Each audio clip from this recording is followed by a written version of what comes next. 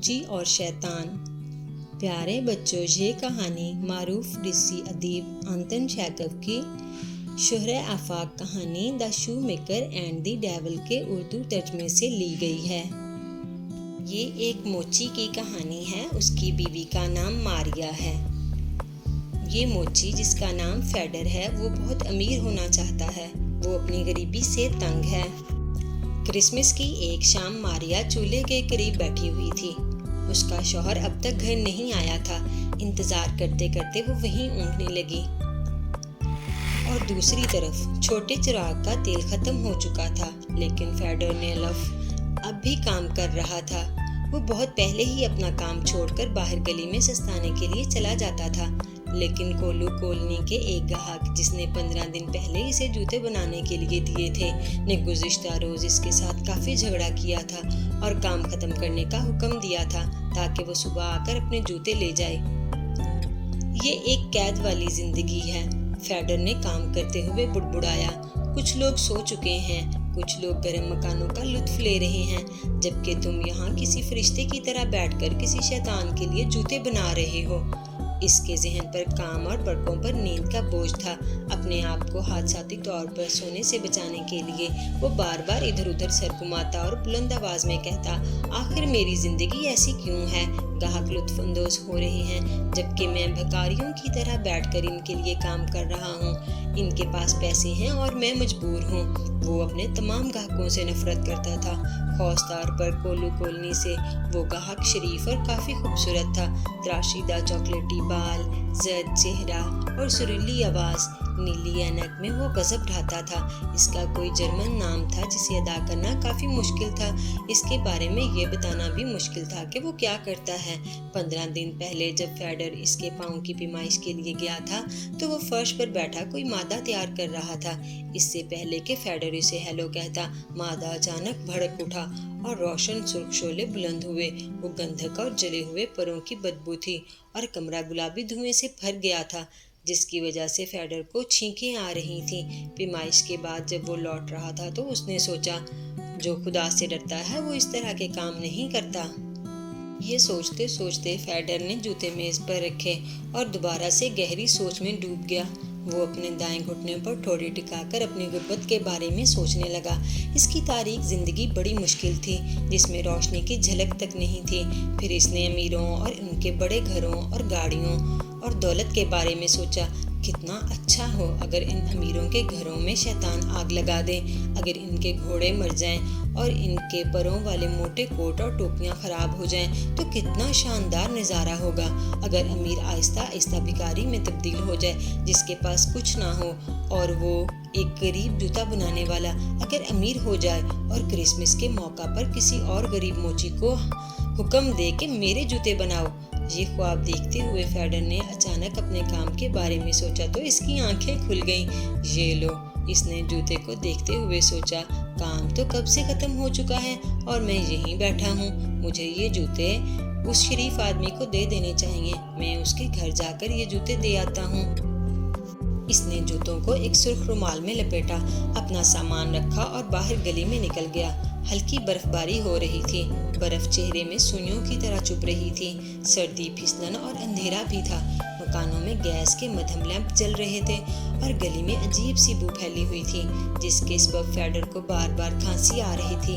امیر افراد سڑکوں پر گاڑیاں دوڑا رہے تھے، امیر خواتین اور بچے اپنے مکانوں سے جھانک رہے تھے۔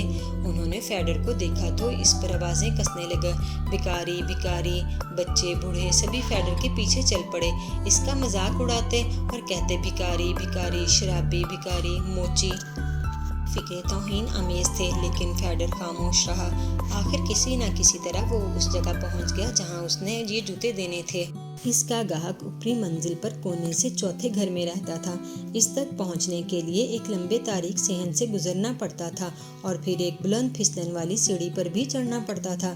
جب فیڈر اس کے پاس پہنچا تو وہ فرش پر بیٹھا کوئی مادہ بنا رہا تھا، جیسا کہ اس نے 15 دن پہلے دیکھا تھا۔ محترم، میں آپ کے جوتے لے کر آیا ہوں، فیڈر نے اداسی سے کہا۔ گاہک اٹھا اور خاموشی سے جوتے پہن کر دیکھنے لگا۔ اس کی مدد کرنے کے لیے فیڈر ایک گھٹنے پر بیٹھ گیا، اس کا پرانا جوتا نکالا جیسے ہی اس نے اس کا جوتا اتارا تو وہ خوفزدہ ہو کر دروازے کی طرف بھاگا۔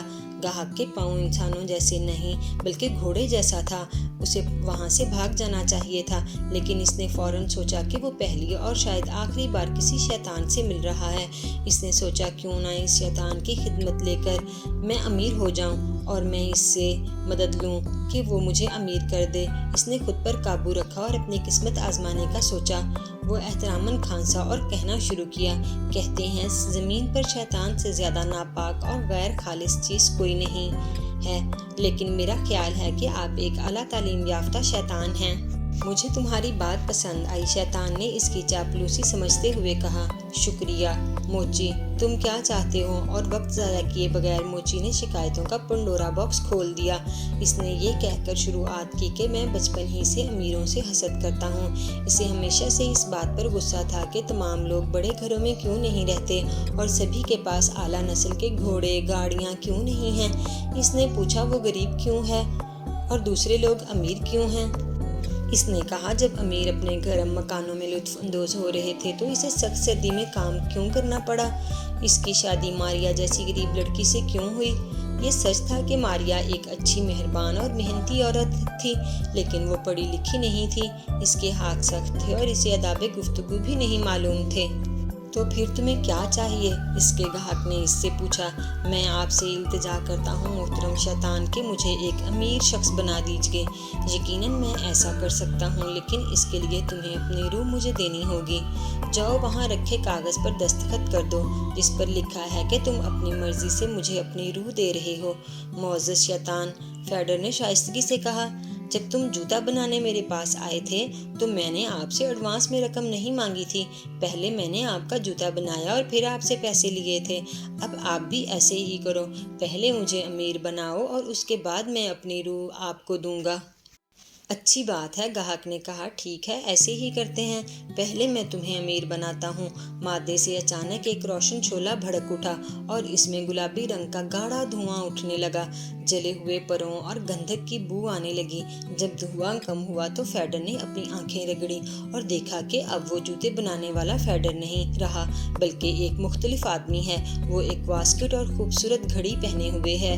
وہ نئے جوڑے میں تھا اور ایک بڑی میز کے کنارے کرسی پر بیٹھا ہے۔ دو نوکر اسے پکوان پیش کرتے ہوئے کہہ رہے تھے، برائے مہربانی یہ پکوان کھائیے، آپ کو یقیناً پسند۔ ایک نوکر نے اسے چکن کا ایک عمدہ ٹکڑا اور کھیرے کی پلیٹ بھی دی اور پھر فرائنگ پین میں بھنی ہوئی بطخ لے کر آ گیا۔ تھوڑی دیر بعد اس کے سامنے ابلا ہوا مٹن رکھا گیا جس سے بڑی پیاری خوشبو آ رہی تھی۔ اس نے یہ سب چیزیں کیچپ اور کریم کے ساتھ کھائیں، ٹھنڈے پانی اور میٹھے میٹھے مشروب پیے۔ امیر آدمی اتنا سب کچھ کیسے کھا لیتے ہیں؟ اس نے اپنے پیٹ پر ہاتھ پھیرتے ہوئے کہا۔ رات کے کھانے کے بعد شیطان نے اپنی نیلی اینک کے ساتھ آ کر کہا، کیا تم اپنے رات کے کھانے سے مطمئن ہو فیڈر؟ فیڈر کا پیٹ اس قدر بھر گیا تھا کہ اب تو اس سے بولا ہی نہیں جا رہا تھا۔ اس نے کہا کہ کھانے سے تو مطمئن ہوں میں۔ پھر شیطان اس کے لیے پیسوں کی ایک گڈی لے آیا اور پوچھا کہ کیا یہ پیسے کافی ہیں؟ اس نے کہا کہ نہیں، مجھے اور پیسے چاہیے، اور اس نے بہت سارے پیسے لے لیے اس سے۔ پھر شیطان اس کے لیے ایک اچھی اور پیاری سی نئی بیوی بھی لے آیا۔ رات کو وہ نرم پروں والے ایک بستر پر نیند دراز ہو گیا، لیکن نیند اس کی آنکھوں سے کوسوں دور تھی۔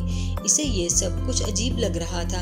ہمارے پاس بہت سے پیسے ہیں، اس نے اپنی نئی بیوی سے کہا، ہمیں اپنے باہر دیکھنا چاہیے کہ کہیں چور ہمارے گھر میں داخل نہ ہو جائیں۔ بہتر ہوگا کہ تم موم بتی لے جا کر باہر دیکھا۔ اسے ساری رات نیند نہیں آئی اور وہ یہ دیکھنے کے لیے بار بار اٹھتے رہے کہ اس کی تجوری ٹھیک ہے یا نہیں۔ صبح اسے مسجد بھی جانا تھا۔ مسجد میں امیر اور غریب سبھی ایک تھے۔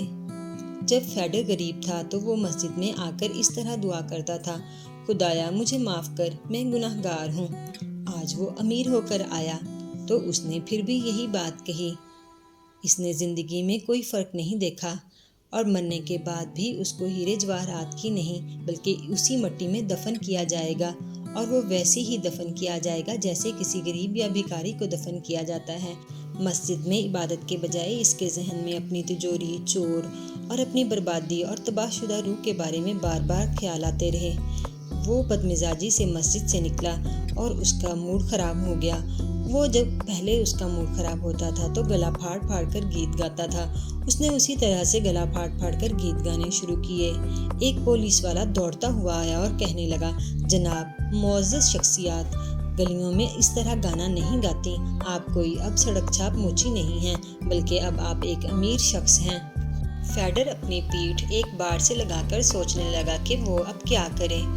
اتنے میں ایک بڑھئی آیا اور کہنے لگا، محترم، بارڈ کے ساتھ ٹیک نہ لگائیے، آپ کا خوبصورت اور قیمتی کوٹ خراب ہو جائے گا۔ فیڈر ایک دکان میں گیا اور اپنے لیے ایک بہترین سا باجا خریدا اور دونوں ہاتھوں سے اس باجے کو بجانے لگا۔ اسے بجاتا ہوا گلی میں چلا گیا۔ سب اس کی طرف اشارہ کر کے ہنسنے لگے۔ اوہ، ایک امیر شخص بھی! گاڑی والوں نے بھی اس کا مذاق اڑایا کہ ایک امیر شخص بھی موچی کی طرح باجا بجا رہا ہے۔ کیا شریف لوگوں کو اس طرح گلی میں گھومنا مناسب ہے؟ ایک اور پولیس والے نے آ کر اس سے کہا، بہتر ہے کہ آپ کسی ہوٹل میں چلے جائیے۔ وہ وہاں سے چل پڑا۔ خدا کے لیے ہمیں کچھ پیسے دے دو۔ بھکاریوں نے بھی فیڈر کو آ کر چاروں طرف سے گھیر لیا۔ وہ موچی تھا تو بھکاری اس کی طرف دیکھتے بھی نہیں تھے اور اب اسے جانے ہی نہیں دے رہے تھے۔ ایسا کرتے کرتے وہ گھر پہنچا۔ گھر میں اس کی نئی بیوی قیمتی لباس پہنے اس کا انتظار کر رہی تھی۔ وہ گھر پہنچتے ہی اپنے کمرے کی طرف بڑھنے لگا، لیکن بیوی نے غصے سے کہا، جاہل گنوار، کیا تمہیں نہیں معلوم امیر آدمی گھر آ کر سب سے پہلے کیا کرتے ہیں؟ اوہ، یہ کیسی زندگی ہے! فیڈر نے سوچا، لوگ ایسی زندگی کیسے گزارتے ہیں کہ وہ گانا نہیں گا سکتے، اپنی مرضی سے باجا نہیں بجا سکتے اور اپنے گھر آ کر سیدھا اپنے کمرے میں نہیں جا سکتے۔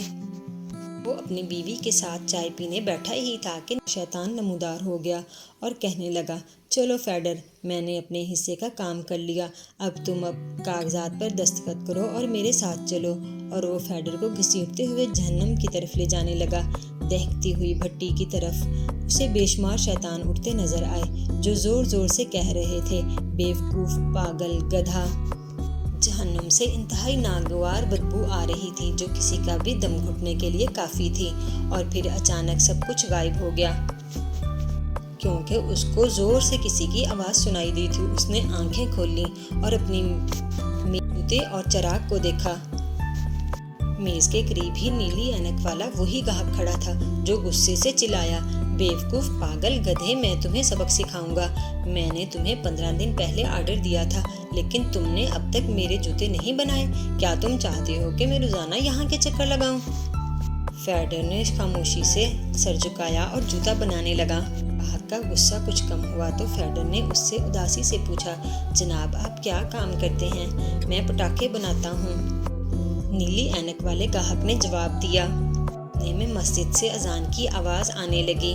فیڈر نے گاہک کو جوتے دیے، اس سے پیسے لیے اور مسجد چلا گیا۔